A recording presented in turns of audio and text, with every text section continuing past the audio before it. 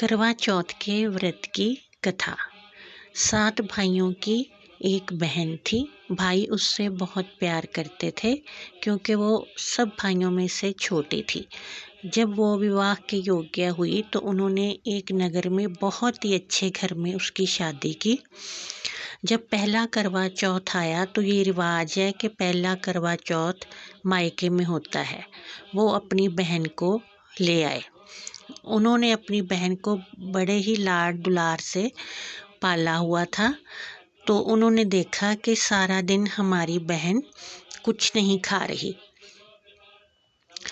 क्योंकि करवा चौथ के व्रत में कुछ भी ग्रहण नहीं करते हैं। तो उन्हें बड़ा दुख हो रहा था ये सब देखकर। तो उन्होंने क्या किया, एक भाई ने दूसरे को बोला कि मैं छत पे जाता हूँ। वो घास फूस लेके छत पे चढ़ गया और उसने उसे आग लगा दी। और दूसरे भाई ने छलनी से बहन को दिखा दिया कि देख चंद्रमा निकल आया है।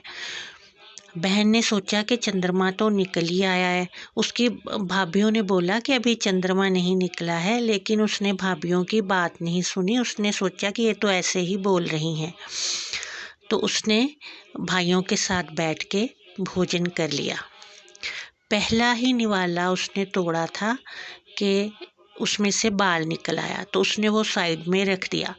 दूसरा तोड़ा तो उसी टाइम पे उसके ससुराल से संदेशा आ गया कि उसका जो पति है वह बहुत ही बीमार हो गया है और ये सब एकदम ही हुआ है, किसी को कुछ भी नहीं पता चल रहा। तो उसने जो बुलावा लेके आया था उसने कहा कि इसे अभी मेरे साथ चलना होगा। तो भाई अपनी बहन को साथ लेके उसके ससुराल चल दिए। वहाँ जाकर देखा कि उसके पति को ज़मीन पे लटाया हुआ है और उसे कोई कांटों वाली बीमारी हो गई है।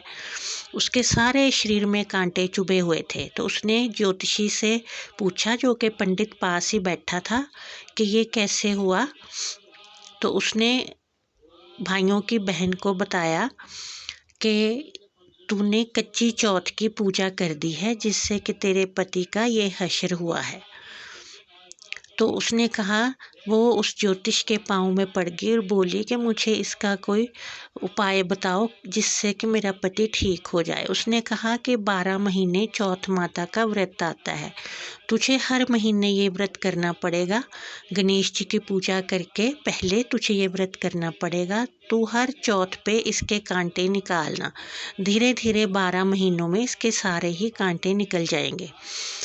तो उसने उसी दिन से ये काम करना शुरू कर दिया। पहले उसने गणेश भगवान की पूजा की, फिर सारे शिव परिवार की पूजा की।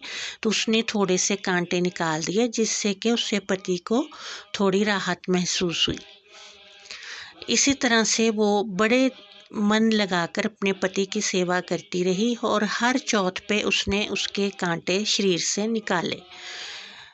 जब फिर से करवा चौथ का व्रत आया तो सिर्फ 2 कांटे रह गए थे, जो कि उसकी आंखों में थे। बाकी उसने सारे चौथ के व्रत करके 11 महीने पूरे सेवा से उसके शरीर से सारे ही कांटे निकाल दिए थे। तो उसने सोचा कि 16 श्रृंगार सुहागनें करती हैं, तो मैं बाजार जाती हूँ, सारा सामान खरीद के लाती हूँ, मैं भी 16 श्रृंगार करती हूँ। फिर मैं गणेश जी की पूजा करके, शिव परिवार की पूजा करके, इसके जो 2 कांटे आंखों में रह गए हैं वो भी निकाल दूंगी। तो वहाँ पे नौकरानी काम कर रही थी। उसके दिल में लालच आ गया। उसने फटाफट जो 2 कांटे रह गए थे उसके पति की आंखों में से निकाल दिए। जब उसने आंखें खोली तो उसने पूछा कि तू कौन है। उसने कहा, मैं तो यहाँ नौकरानी हूँ। तो उसने कहा कि मेरी पत्नी कहाँ है। कहती, उसे तेरी फिक्र ही नहीं है, वो तो घूमने बाजार गई है, तेरी सेवा तो 12 महीनों से मैं ही कर रही हूँ। तो पति ने सोचा, ये तो बड़ी धूर्त औरत है, पति बीमार पड़ा है, ये बाजार गई है। उसने कहा कि आज से तू मेरी रानी है और वो नौकरानी है। जब वो घर आई तो पति ने उसे बड़ी डांट फटकार लगाई कि मैं बीमार हूँ, तो बाजार गई हुई थी, ये देखिए नौकरानी मेरी सेवा करती रही है। तो वो जो उनके घर के बाहर बगीचा था वहाँ बैठ के वो भाइयों की बहन जाके रोने लग गई। तो वहाँ पे उसकी सहेलियाँ भी आ गई। उसने सारी कहानी अपनी सहेलियों को सुनाई। तो खिड़की में से पति ने वो सारी कहानी सुन ली। फिर उसने जाके अपनी बीवी से माफ़ी मांगी और नौकरानी को नौकरानी बताया, और जो उसकी घरवाली थी उसे फिर से उसने रानी बना लिया। तो ये सब जो उसका हृदय परिवर्तन हुआ, उसके पीछे ये था कि उसने पहले गणेश जी की पूजा की थी और फिर शिव परिवार की पूजा की थी। इसीलिए ही पहले गणेश जी की पूजा की जाती है और पार्वती माता की थाली सबसे पहले सुबह 4 बजे उठकर सरगी के टाइम पे निकाली जाती है। तो इस तरह से ये व्रत किया जाता है कि जो भगवान गणेश हैं और माँ पार्वती और शिव हैं, वो सबके सुहाग की रक्षा करें। जो के पत्नियों की जगह उनके पतियों के दिल में है बनी रहे, इसीलिए सुहागनें इस व्रत को करती हैं।